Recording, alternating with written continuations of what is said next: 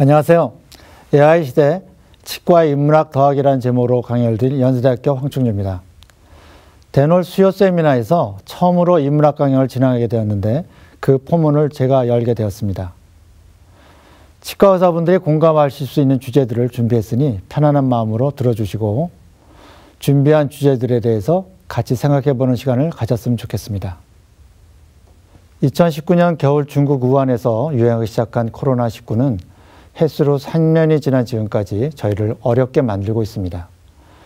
처음에 코로나19가 이제 발생했을 때 우리는 손 씻기, 마스크 쓰기, 거리 두기 등으로 K 방역을 이제 중요시하면서 확진자 동선 추적을 하면서 이런 것으로 이제 끝날 줄 알았습니다. 그러나 이제 이것이 독한 독감이나 메르스 같이 길어야 6개월 만에 종식될 거로 생각했던 저희들은 이 마스크가 일상이 되면서 마스크가 필요하게 되었고 또 이런 마스크들이 이제 부족하게 되면서 약국에 줄을 서는 마스크 전쟁이 시작됐습니다. 그 다음에 이제 마스크로 이제 해결이 안 되니까 여러 나라들이 이제 백신을 확보하기 위한 전쟁을 벌였고 우리나라도 여러 가지 백신을 구하기 위해서 노력하면서 2021년에는 여러 가지 종류의 백신을 맞게 됐습니다.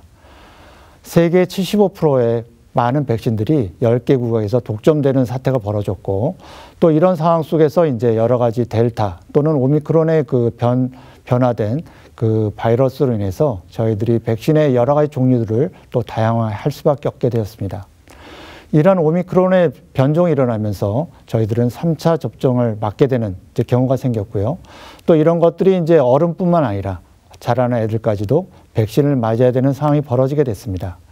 그 바이러스가 다 그렇지만 오미크론은 여러 가지 변종이 일어나면서 저희들이 알게 모르게 이제 스텔스 오미크론이라는 변종이 생기게 됐습니다. 이런 것들은 PCR로 구분 안 되는 여러 가지의 그 변성이 된 그 바이러스고요. 또 이 증식 속도가 5배나 빠른 변이 에이즈 바이러스도 발견되면서 이 오미크론 변이 코로나가 여러 가지 증식도 빨라지고 유행도 빨라지는 그런 변화를 겪게 되었습니다. 이런 여러 가지 변화 때문에 또 이런 선별진료소는 낮이나 또 밤이나 이렇게 많은 사람들이 검사를 받을 수밖에 없는 이제 그런 상황이 벌어지게 됐습니다.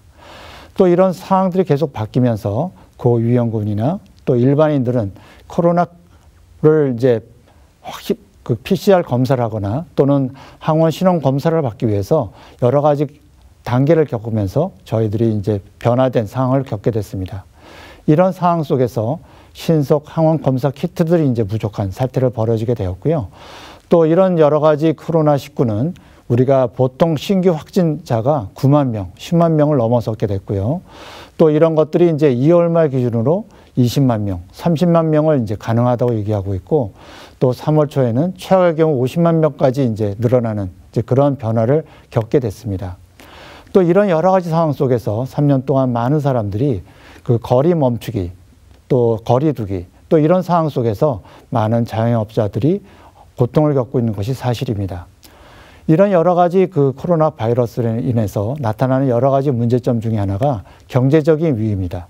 이런 경제적인 위기는 1997년 외환위기, 또 2008년에 나타난 세계 금융위기와 비교해 봤을 때 3배나 빠른 속도로 진행된다고 했지만 최근의 보고에 의하면 6배 내지 10배 정도의 그 경제적인 파급 효과가 크다고 얘기하고 있습니다. 그렇다면 현재 의료 환경은 과연 어떨까요? 영국에서 이제 발표된 내용을 보게 되면 그 1,450만 건의 그 치료 건수가 증발됐고 또 여러 가지의 그 기간 동안 이제 저희들이 보게 되면 11월 달에는 1,900만 건, 또 이것이 이제 점점 지나게 되면 2,000만 건 이상의 그 진료가 그 증발된 결과를 보여주고 있습니다. 사실 이런 그 증발 건수가 중요한 것이 아니라 이러한 치과 치료를 못 받게 되는 그 기간 동안 여러 가지 치료를 악화시키는 그런 문제점들이 있다는 것들이 이제 굉장히 중요한 사건들입니다. 국내에서도 이제 치과 치료비는 1,171억 원이 이제 감소됐다고 그러는데 이런 것들은 치과 병원이나 또는 여러 가지 그 개원 의사들에 나타난 여러 가지 변화들은 그 많은 숫자대 진료비가 감소되는 결과를 나타냈고요. 이런 것들은 코로나 직격탄에 의해서 나타난 결과라고 얘기하고 있습니다. 개인이 치과에 지출하는 치료비가 과연 얼만큼 줄었을까? 보통 그 보건 분야에서 지출하는 비용들은 그 적게는 뭐 15%에서 많게는 170% 이상이 이제 증가됐다 보고하고 있지만 치과에서는 이런 비용들이 2.7% 정도 감소하는 결과를 나타내고 있습니다.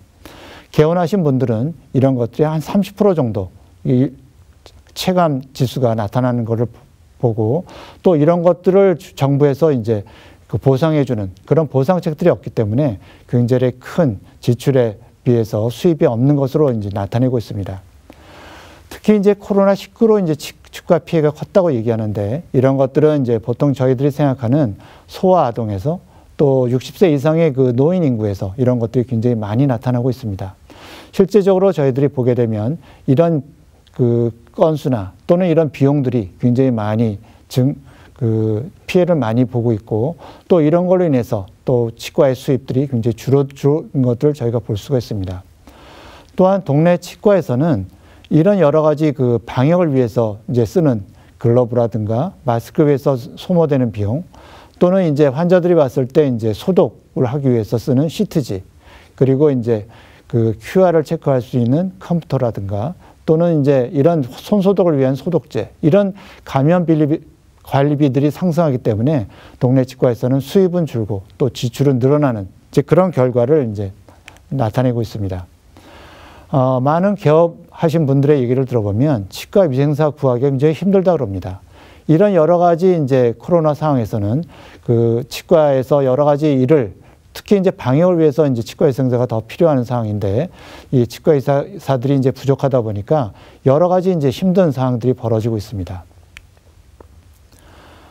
치과 의료 정책 회의에서 여러 가지 이제 보고된 걸 보시게 되면 우리가 이제 보통 치과에서 그 위생사나 또는 치과 조무사들이 필요한 명수가 한 3명 정도 되는데 보통 이런 그 명수가 그 치과 위생사 숫자가 훨씬 더 적게 나타나는 걸 저희가 볼 수가 있습니다.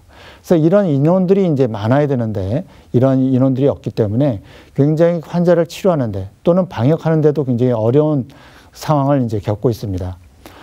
치과 위생사가 이제까지 나온 사람들이 한 8만 명 정도 된다 그러는데 그렇다면 이 위생사는 다 어디로 갔을까? 물론 이제 결혼하고 출산하거나 이제 육아 때문에 이제 그 일을 하지 못하는 사람도 분명 있지만 많은 그 입학 정원에 한 5천 명이라고 예상하게 되면 74%만 면허증을 취득하게 되기 때문에 또 구인난이 이제 일어나고 있고요.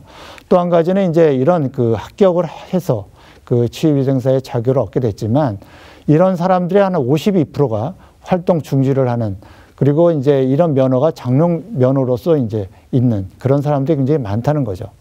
또 한 가지는 이제 치과 위생사 정원이 한 5천 명인데 지금 이제 그 정원에 못 미치는 한 4천 명 내지 4,200명이 또 입학하는 이제 그 앞으로도 이제 이런 그 치과 위생사의 수급이 그 원활치 않을 거라고 이제 예상을 하는 겁니다.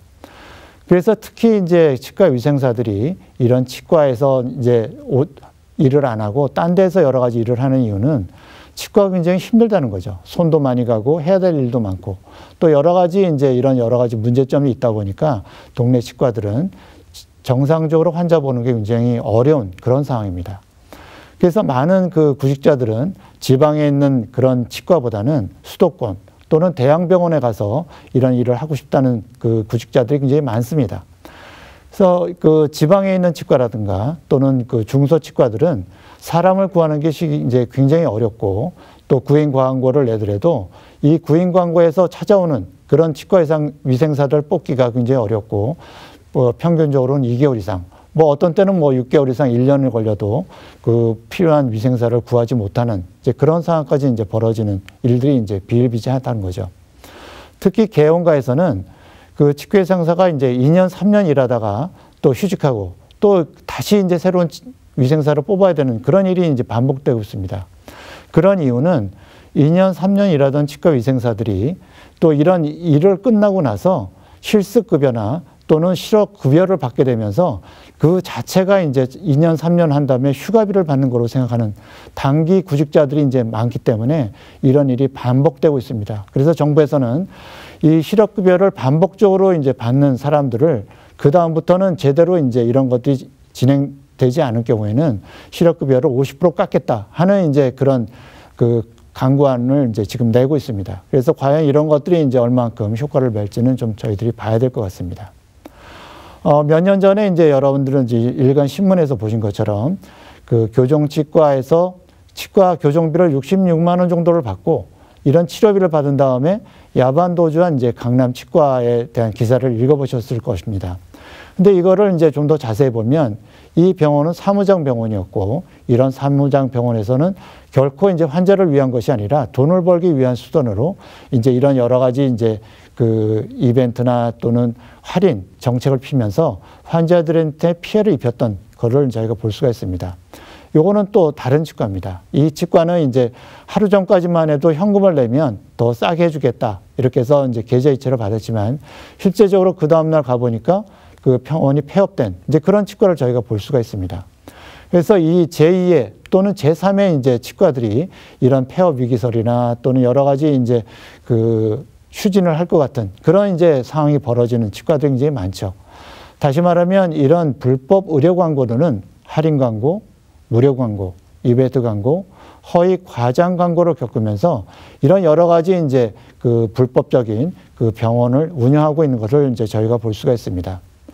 어떤 분들은 이런 얘기를 합니다. 환자한테 저가로 이제 치료비를 받으면 환자 진료 장벽도 낮아지고 그러면 환자 수가 증가하는데 그렇다면 치과에 도움이 되는 것이 아닌가 하는 얘기를 합니다.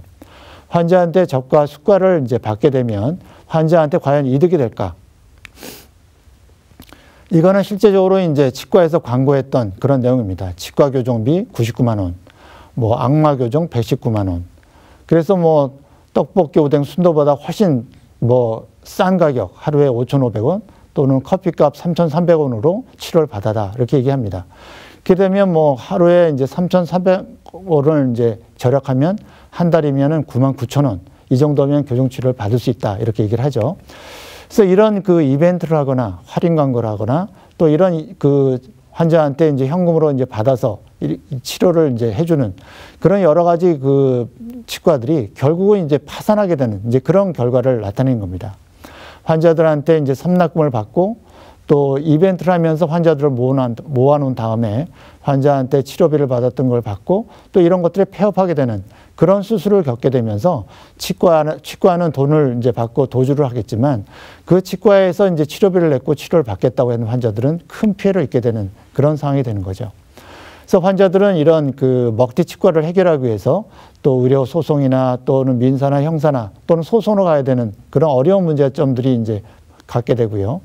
또 실제적으로는 이제 환자들이 이제 본인이 치료를 제대로 못 받기 때문에 다른 치과 가서 본인이 냈던 치료비보다 2배, 3배를 내고 치료를 받아야 되는 여러 가지 어려운 환경이 이제 처해지는 거죠. 그리고 또 인터넷을 보게 되면 이런 덤핑치과 마케팅이 이제 활발히 진행되고 있는 걸 볼 수가 있습니다. 그래서 임플란트 2개까지는 무료로 시술해 줄 테니까 우리 치과로 와라 하는 그런 여러 가지 알선책들을 동원해서 치과에서 이제 이런 문제점을 일으키는 치과들이 있는 걸 저희가 볼 수가 있습니다.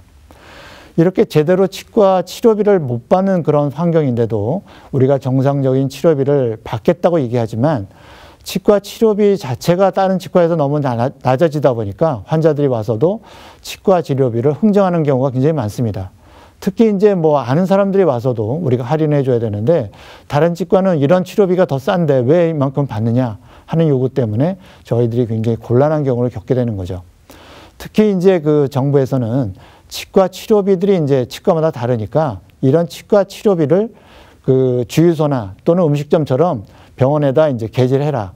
아니면은 홈페이지에 게재를 하라. 이런 그 정부가 치료비를 통제하는 그런 정책을 쓰고 있습니다. 그래서 이런 그 치료비를 통제하는 것 때문에 많은 사람들이 이제 1인 시위를 벌이고 있고 또 이런 그 1인 시위를 하는 이유는 진료비 통제로 인해서 의료시장이 왜곡돼서 국민 피해를 우려하고 있다. 또 비급여 정보를 악용하기 때문에 이런 악용한 결과 환자 유인 업체가 활개칠 우려가 있다. 이렇게 얘기합니다. 다시 말하면 이제 수과가 이제 비교를 하게 되면 덤핑 치과에 날개를 이제 달아주는 결과를 이제 겪기 때문에 도리어 이런 여러 가지 이제 수과를 이제 병원에 게재하거나 홈페이지에 게재하는 그 자체는 도리어 왜곡된 의료 환경을 만들 수 있기 때문에 문제가 된다는 거죠.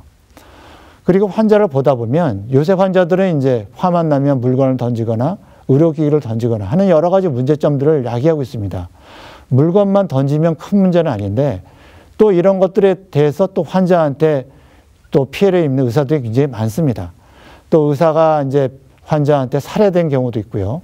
또는 이제 흉기로 이제 피소를 받는 경우도 있는데 이 기사는 올해 1월 달에 송파구에 있는 여성 치과 의사가 그 4년 전에 치료받았던 것들이 마음에 안 든다. 그러면서 둔기를 갖고 와서 폭행한 그런 사건입니다. 특히 이제 이 여성 의사는 임신부였는데 이 폭행을 당해서 굉장히 큰 충격을 받았던 그런 경우입니다. 2018년에 그 정신과 의사가 이제 정신과 환자한테 피습을 당하면서 그 임세법이라는 그 의료원 폭행 방지법이 이제 발의가 됐습니다.